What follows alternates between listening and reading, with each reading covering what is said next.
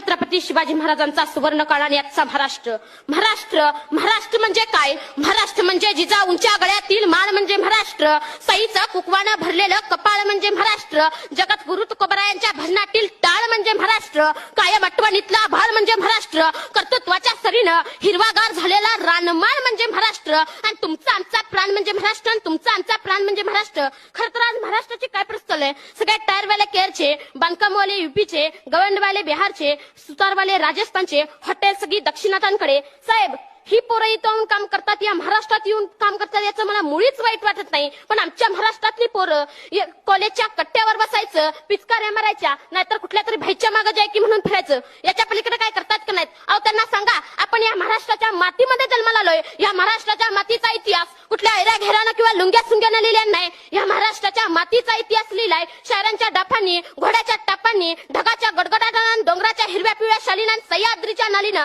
सुकानं मरतो म्हणून घोडकिंडीची पावन खिंड करणारा बाजी प्रभू काय? मानेवरती तीक्ष्ण डोका असताना देखील बचेंगे तो और भिडेंगे म्हणा दत्ताजी शिंदे काय? या महाराष्ट्राच्या मातीसाठी लढणारा तानाजी मालुसरे काय? या महाराष्ट्राच्या मातीमध्ये शत्रूला पाण्यामध्ये दिसणारे संताजी धनाजी काय? हा तर महाराष्ट्राच्या मातीचा इतिहास आहे.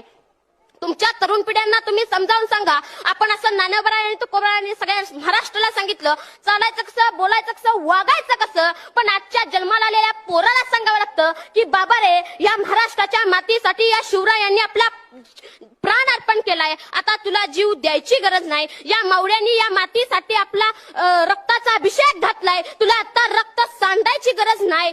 पण या मावळ्यांनी जे बलिदान दिले, ती बलिदानाची जाणीव आपल्याला ठेवायला पाहिजे. आणि बलिदानाची जाणीव ठेवण्याचे मार्ग कोणते? छत्रपती शिवाजी महाराजांनी संभाजी महाराजांना डोक्यावरती घेऊन मिरवणं असं मला वाटत नाही. तर या महापुरुषांना डोक्यावरती घेऊन मिरवण्याआधी त्यांना हृदयात मिरवावे लागेल. आज इथं किती आईबाप आहेत ज्यांनी आपल्या पोरांना सांगितलं घाबरायचं नाही, लढायचं. शिवाजीराजे बघ, संभाजीराजे बघ, आयुष्यात कितीतरी संकटे आली, पण पहाडासारखा पोलादी पुरुष आयुष्यात येणाऱ्या संकटापुढे आपली छाती काढून उभा राहिला.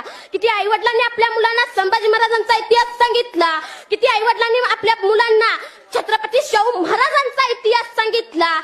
जगात असा एकमेव राजा होऊन गेला की ज्याच्या दरबारात एकही नृत्यांगना नाचलेली नाही.